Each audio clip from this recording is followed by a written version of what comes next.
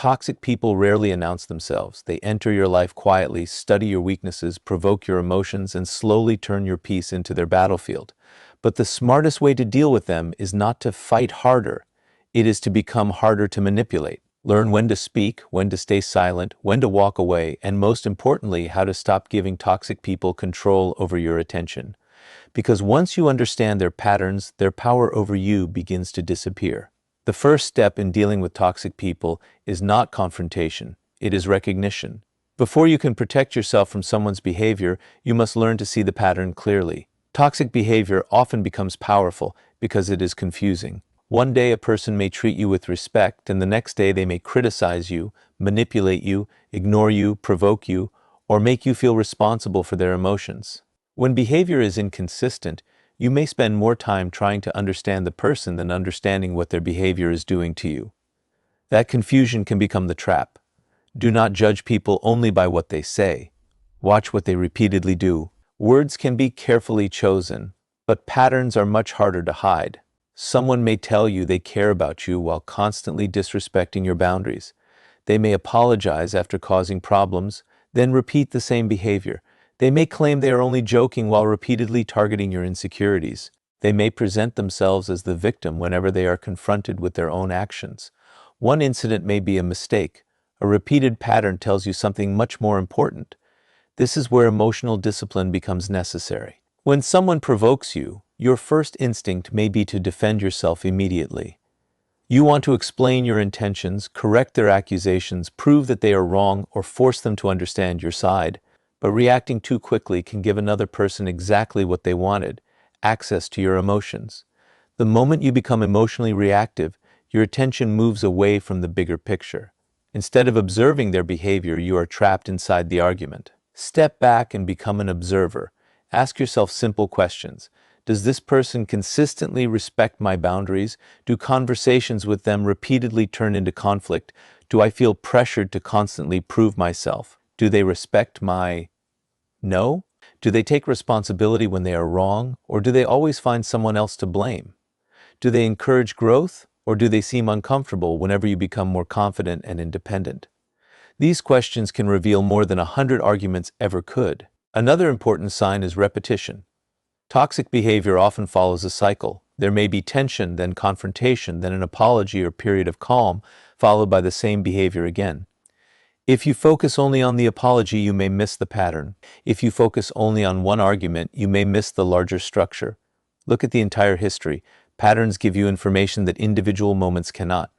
You also need to recognize how manipulation can work through guilt.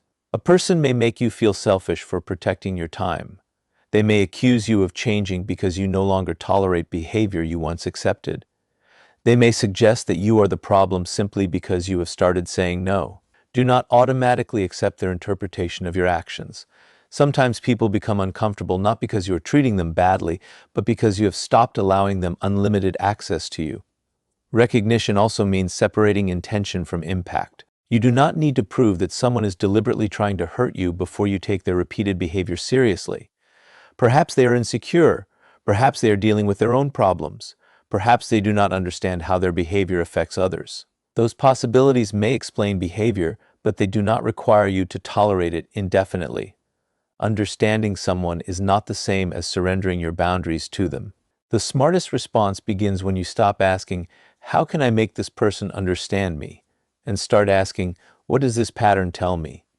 That shift changes everything. You become less interested in winning arguments and more interested in protecting your judgment. You stop measuring your success by whether the other person agrees with you. Instead, you measure it by whether you can remain calm, clear, and in control of your own decisions. Do not become obsessed with labeling everyone you dislike as toxic. People make mistakes. People have bad days. People can misunderstand each other. The goal is not to become suspicious of everyone. The goal is to become observant enough to distinguish between an occasional conflict and a persistent pattern of disrespect, manipulation, or emotional pressure. Discernment is not paranoia. It is awareness. When you recognize the pattern early, you gain something extremely valuable: choice. You can decide how much access to give, what conversations are worth having, which boundaries need to be established, and when distance is healthier than continued conflict. You no longer have to react blindly to every provocation because you understand what is happening beneath the surface. And once you can see the pattern without being consumed by it, you are no longer dealing with the person from a position of confusion. You are dealing with the situation from a position of awareness. The second lesson is simple but difficult to master. Stop giving toxic people emotional control over you. A person does not truly control you merely because they criticize you, provoke you, disagree with you, or try to make you feel guilty. They gain influence when you allow their behavior to determine your emotional state, your decisions, your confidence, or the direction of your day. The more predictable your emotional reactions become, the easier it becomes for another person to push your buttons. This is why emotional control is one of the strongest forms of personal power.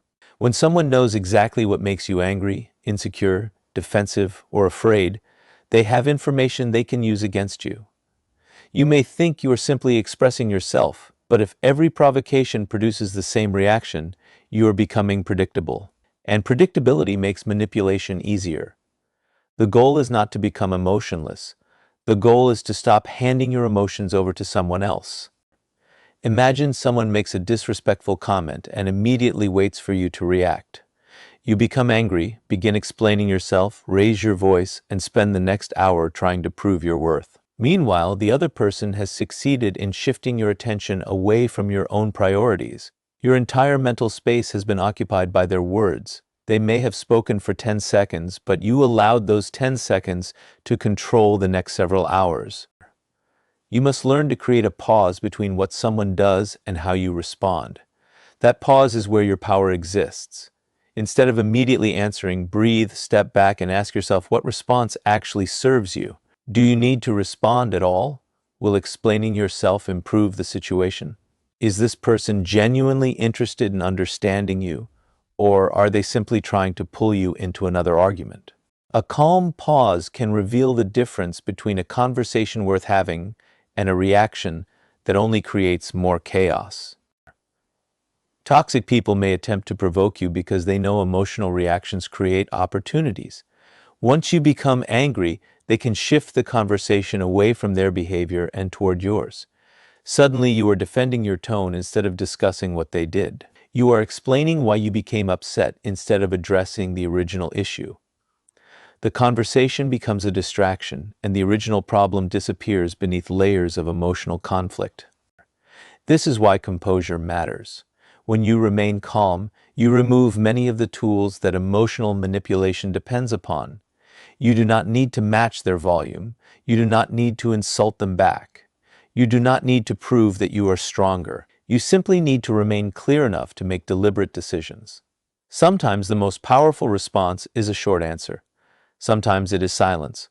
Sometimes it is physically removing yourself from the situation. Sometimes it is deciding that the conversation does not deserve another minute of your attention. Another mistake is believing that every accusation deserves a defense. It does not. People can misunderstand you. People can create stories about your intentions. People can criticize choices they do not understand. If you spend your life correcting every false assumption, you will spend your life living according to other people's opinions. You need to develop the discipline to distinguish between criticism that contains useful information and criticism designed only to provoke or control you. Your attention is valuable. Where you place it shapes your experience. If you constantly monitor what a toxic person says, how they feel about you, what they might do next, and how you can respond, they occupy your mind even when they are physically absent. That is another form of control. The person may not be speaking to you, yet you are still carrying their voice around in your thoughts. Take your attention back. Focus on your responsibilities, your goals, your learning, your relationships with people who treat you with respect, and the things you can actually control. You do not need to win every interaction. You need to protect your ability to think clearly. This does not mean becoming passive. Emotional control is not weakness. It is the ability to choose your response instead of surrendering it to impulse. You can be firm without being aggressive. You can disagree without becoming hostile. You can establish boundaries without turning the situation into a performance. You can walk away without needing the other person to understand why. The more emotionally independent you become, the less power toxic behavior has over you. Their criticism may still exist, but it no longer determines your identity. Their anger may still appear, but it does not automatically become your anger. Their attempts to create guilt may still happen, but you no longer accept every feeling they place in front of you as your responsibility. Your greatest advantage is not having the perfect comeback. It is having enough self-control to decide whether a response is even necessary. When you stop reacting automatically, you begin to see situations differently. You notice patterns instead of isolated insults. You notice manipulation instead of getting lost inside the argument. You notice when someone is attempting to pull you away from your priorities. And when your emotions remain under your own control, another person can no longer easily dictate your mood, your decisions, or the amount of mental space you give them. Because the moment you reclaim that control, you change the entire balance of the relationship. Silence is often misunderstood as weakness. People assume that if you do not respond, you have lost the argument, surrendered your position, or allowed someone else to dominate you. But there are situations where silence is not surrender, it is strategy. When dealing with toxic people, one of the smartest things you can learn is that you do not have to respond to every provocation, accusation, insult, or attempt to pull you into unnecessary conflict. Toxic people often depend on reactions. They want explanations, emotional responses, arguments, and attention. The more you explain, the more material they have to challenge. The more you defend yourself, the more opportunities they have to change the subject. The more emotional you become, the easier it becomes for them to turn the situation against you. Silence interrupts that cycle because it refuses to provide the reaction they are looking for. Think about how many arguments become bigger simply because both people keep talking. One person makes a statement, the other responds, the first person responds again. Suddenly, the conversation is no longer about the original issue. It becomes a competition over who can say the final word. This is where unnecessary conflict grows. You may enter the conversation wanting to solve a problem, but if the other person is committed to winning rather than understanding, every additional explanation can become another opening for conflict. Silence gives you time to observe. Instead of immediately defending yourself, you can watch how the other person behaves when you refuse to participate in the emotional game. Do they become more aggressive? Do they change their story? Do they attempt to make you feel guilty? Do they suddenly become the victim? Do they continue provoking you because they are desperate for a reaction? Your silence can reveal information that an argument would have hidden. There is also power in not explaining every decision you make. You are allowed to make choices without presenting a detailed defense to everyone around you. If you decide to create distance from someone, you do not necessarily need to give them a long speech about every reason. If you decline an invitation, you do not need to create an elaborate excuse. If you choose not to participate in an argument, you do not need to prove that your silence is justified. This does not mean you should ignore every problem. Silence becomes useful when it is intentional. If someone has made a reasonable mistake and communication could solve the issue, speak clearly. If a boundary needs to be communicated, communicate it. If someone's behavior is creating a serious problem, addressing it calmly may be necessary. Strategic silence is not about refusing to communicate. It is about refusing to waste communication on people who are using conversation as a weapon. One of the most powerful forms of silence is refusing to react immediately. When you feel provoked, give yourself time. You do not have to answer a message the second it arrives. You do not have to respond to an accusation while you are angry. You do not have to continue a conversation simply because someone demands an answer. A pause gives your mind space to separate emotion from judgment. Toxic people may try to convince you that your silence means you are afraid. Do not let their interpretation dictate your behavior. Someone else does not get to define your confidence for you. You know why you are choosing not to engage. Your goal is not to convince them that you are strong. Your goal is to protect your peace and make decisions based on what actually matters. Silence also prevents you from saying things you may later regret. Anger can make intelligent people careless. In a heated moment, you may reveal information, make promises, issue threats, or say words that create problems long after the argument has ended. A controlled pause protects you from your own temporary emotions. It allows you to return to the situation with a clearer mind. There is another important lesson here. Not every accusation deserves a defense. If someone has already decided to misunderstand you, endless explanations may not change their opinion. You can explain yourself once, perhaps twice, but after that you must recognize when the conversation has stopped being productive. Continuing to argue with someone who is committed to misunderstanding, you can become a form of self-inflicted exhaustion. Silence also helps you preserve your dignity.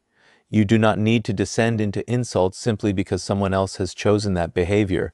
You do not need to match their anger to prove that you are capable of defending yourself. You do not need to become cruel because someone has been cruel to you. Remaining composed allows you to leave the interaction without becoming a version of yourself that you do not respect. The most strategic silence is not coldness, it is clarity. You know when words will improve the situation and when words will only create another opening for manipulation. You know when to speak firmly and when to step back. You understand that attention is a limited resource and you refuse to spend it on every person who demands it.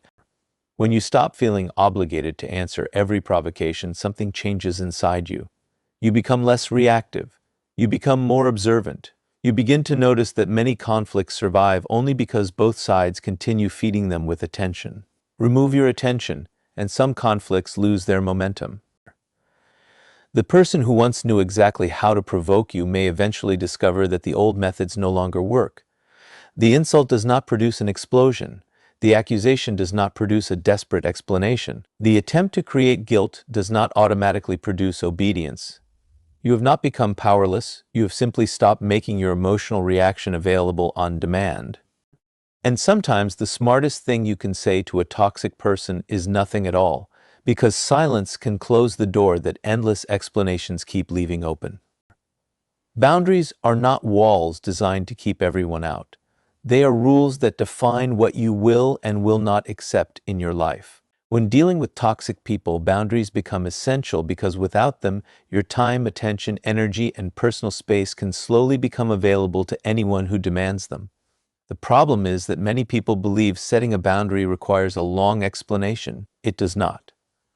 A boundary becomes weaker when you feel obligated to convince someone that you are entitled to have it. One of the biggest mistakes you can make is over-explaining yourself. You say no and then immediately begin explaining why.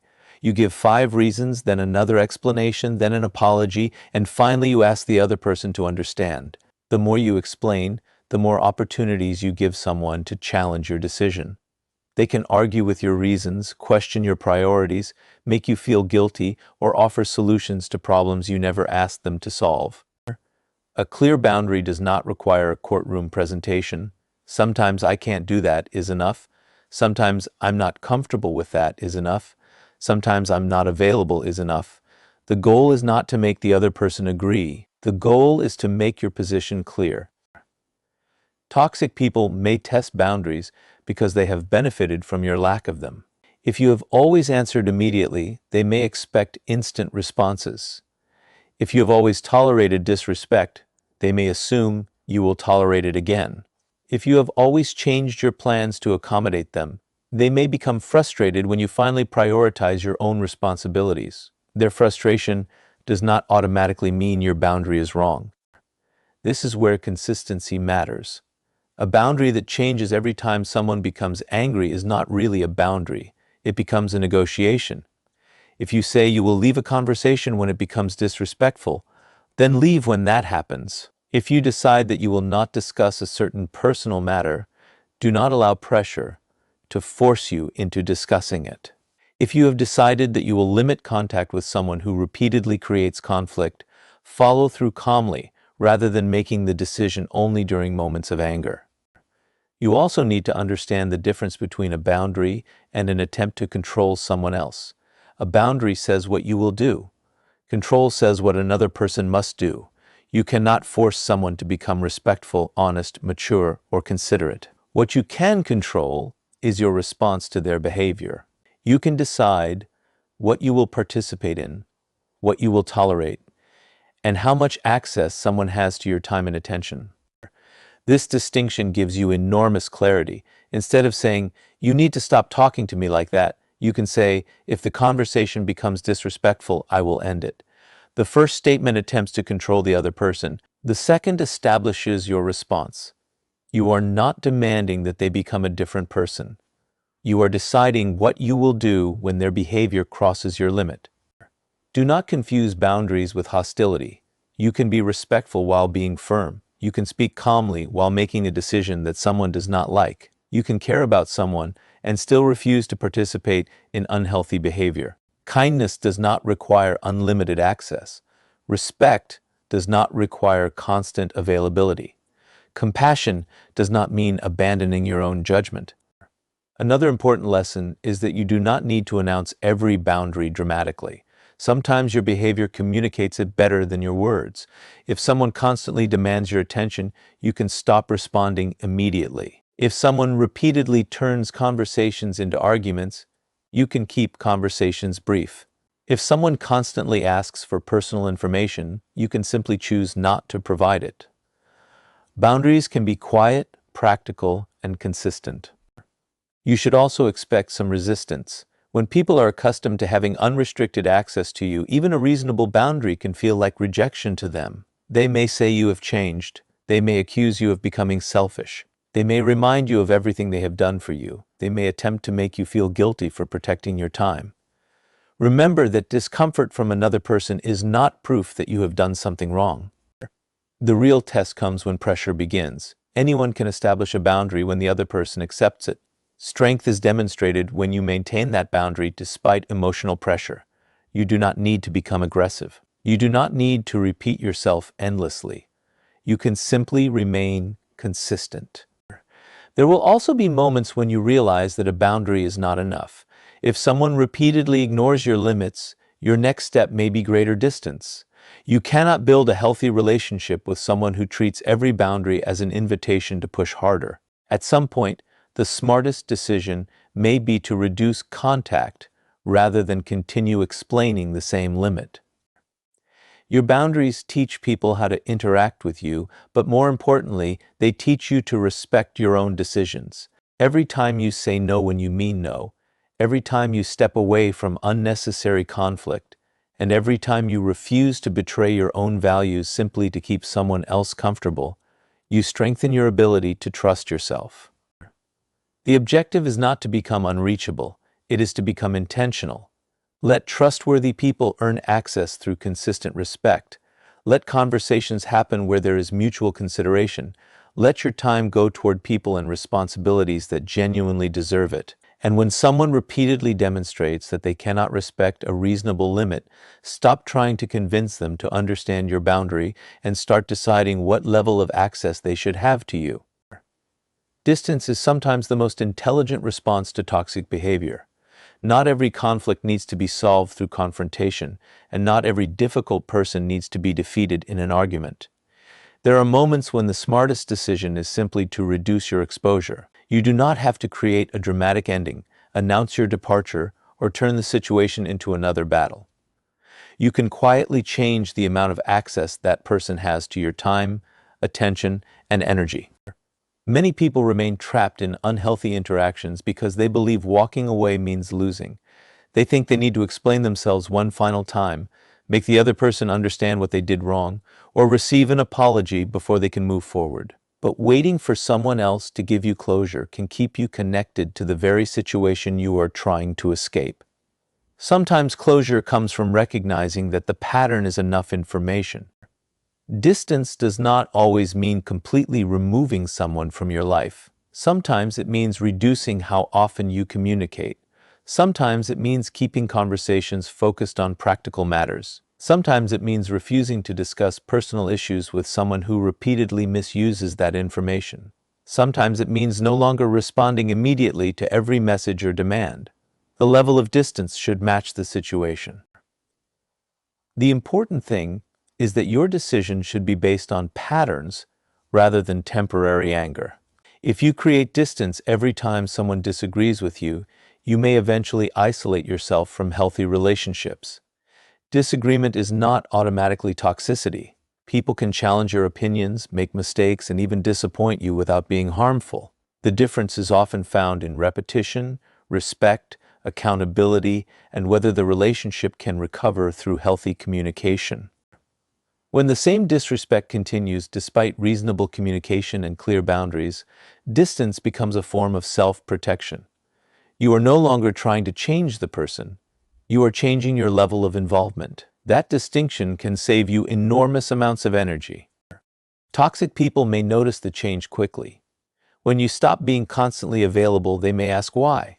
When you stop participating in arguments, they may try harder to provoke you. When you become less emotionally responsive, they may accuse you of being cold or distant. You do not need to panic because someone has noticed your boundary. Their reaction is information, not an instruction.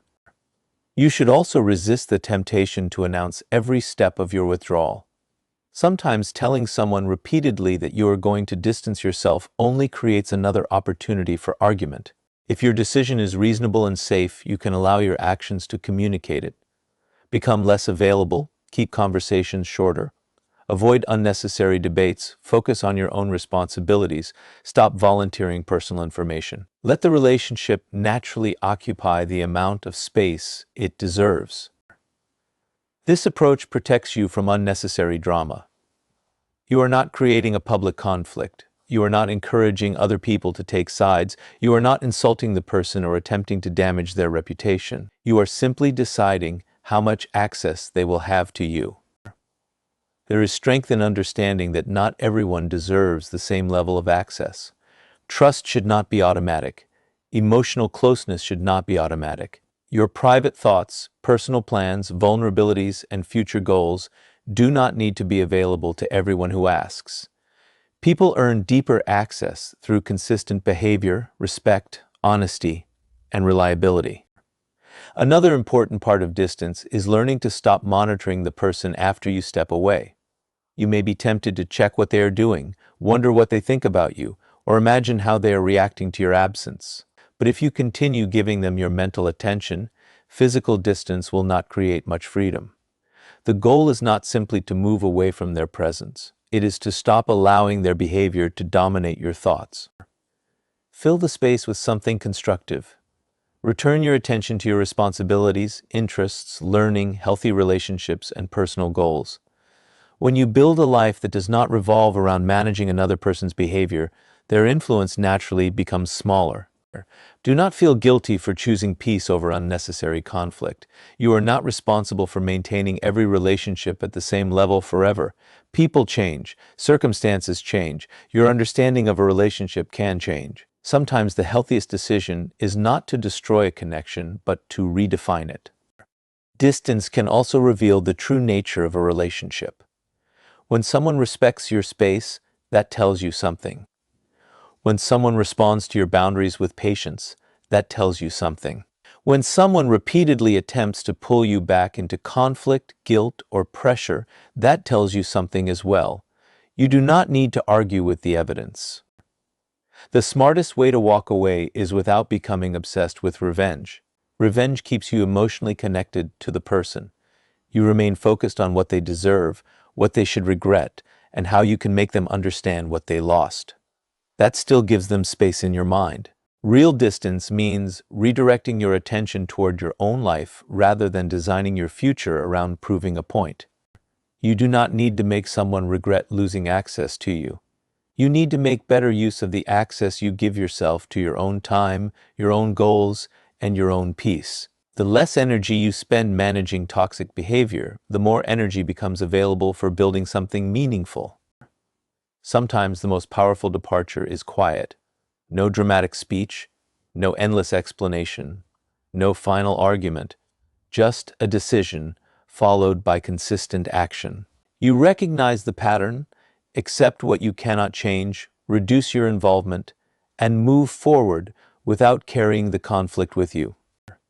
And when you finally understand that walking away is not about defeating another person, but about refusing to remain trapped inside a cycle that repeatedly drains your attention, you begin to see distance not as weakness, but as a deliberate choice to protect the direction of your life. The final lesson is about protecting your peace and controlling the access people have to you. Your life is shaped not only by the people you allow into it, but also by the amount of influence you allow those people to have. Not everyone deserves the same level of access to your attention, your private thoughts, your plans, your time, or your emotional energy. One of the smartest things you can learn is that access is something you can manage. Many people make the mistake of giving everyone the same level of trust. They meet someone, feel comfortable around them, share personal information, reveal their plans, explain their struggles, and gradually allow that person to become deeply involved in their life. Later, they discover that the person was never as trustworthy as they appeared. The problem was not always that the other person changed. Sometimes the problem was that access was given before trust had been earned. Trust should be built through patterns. Watch how people behave when they do not get what they want. Watch how they treat people who cannot benefit them. Watch whether they respect privacy. Watch whether they keep promises. Watch how they respond when you disagree with them. Watch whether they can celebrate your progress without turning it into competition. These details tell you far more about someone's character than charming words ever could. Protecting your peace does not mean becoming suspicious of everyone. It means becoming selective. You can remain kind without being completely open. You can be respectful without sharing everything. You can care about people while maintaining limits around your personal life. There is no requirement to give every person a front row seat to your future. Your attention is one of your most valuable resources. Every argument you replay in your mind, every message you repeatedly check, every opinion you obsess over, and every conflict you continue analyzing takes a portion of that resource. When you allow a toxic person to occupy your thoughts constantly, they are receiving access to you even when they are nowhere near you. This is why peace requires more than physical distance. You must also learn mental distance. When you have already made a reasonable decision about a situation, stop reopening the case in your mind every few minutes. You do not need to replay every conversation searching for the perfect response. You do not need to imagine what you should have said. You do not need to predict what the other person might say next. At some point, thinking about the conflict stops being preparation and becomes another form of participation. Redirect your attention toward what you can control: your behavior, your choices, your schedule, your goals, your responses, your boundaries. You cannot control whether another person becomes respectful, mature, honest, or reasonable, but you can control how much influence their behavior has over your decisions. This principle becomes especially important when someone attempts to make their emotions your responsibility. They may be angry because you said no. They may be disappointed because you did not change your plans. They may be upset because you created distance. Their emotions may be real, but they do not automatically create an obligation for you to abandon your boundaries. You can acknowledge someone's feelings without surrendering your position. You can say, "I understand that you're upset," without saying, "Therefore, I will do whatever you want." Compassion and boundaries can exist together. Understanding someone does not require obedience to them. Another way to protect your peace is to become careful about what information you reveal. Personal information can become powerful when placed in the hands of someone who does not respect you. Your weaknesses, fears, plans, relationships, financial matters, private struggles, and future ambitions do not need to be discussed with everyone. Privacy is not secrecy for the sake of deception. It is simply the understanding that some parts of your life are yours to protect. You should also pay attention to digital access. Constant messages, notifications, social media arguments, and online monitoring can create a false sense that you must always be available. You do not. You are allowed to put your phone aside. You are allowed to delay a response. You are allowed to mute unnecessary conversations. You are allowed to stop following content that repeatedly disturbs your peace. Your attention does not belong to every notification that appears on your screen. Do not allow guilt to make your boundaries disappear. Some people become uncomfortable when you become more selective. They may say that you have changed. They may remind you of the way things used to be. But growth often requires changing what you tolerate. If an old version of you accepted constant disrespect because you were afraid of losing people, becoming more selective may feel unfamiliar at first. That does not automatically make it wrong. Protecting your peace also means choosing your environment carefully. Spend more time around people who encourage honesty, growth, accountability, and mutual respect. Healthy relationships do not require you to constantly defend your worth. You should be able to disagree without fearing punishment. You should be able to say no without being attacked. You should be able to succeed without being made to feel guilty for your progress. At the same time, remember that protecting your peace is not an excuse to avoid every difficult conversation. Sometimes maturity requires addressing problems directly. Sometimes you need to apologize. Sometimes you need to admit that you were wrong. Sometimes someone who cares about you will challenge you, and that challenge may be uncomfortable but useful. The goal is not to eliminate discomfort. The goal is to eliminate unnecessary chaos. The strongest position is not having control over other people. It is having control over your own access points. You decide what deserves your attention. You decide who earns deeper trust. You decide which conversations deserve your energy. You decide when a relationship needs more distance. You decide when silence is wiser than explanation. Once you understand this, toxic people become less powerful because you stop treating their behavior as something that automatically requires your participation. Their words can exist without becoming your identity. Their anger can exist without becoming your responsibility. Their opinions can exist without becoming your direction. Your peace becomes something you actively protect rather than something you expect other people to provide. You become more selective about what enters your mind, what remains in your environment, and who receives access to the most valuable parts of your life.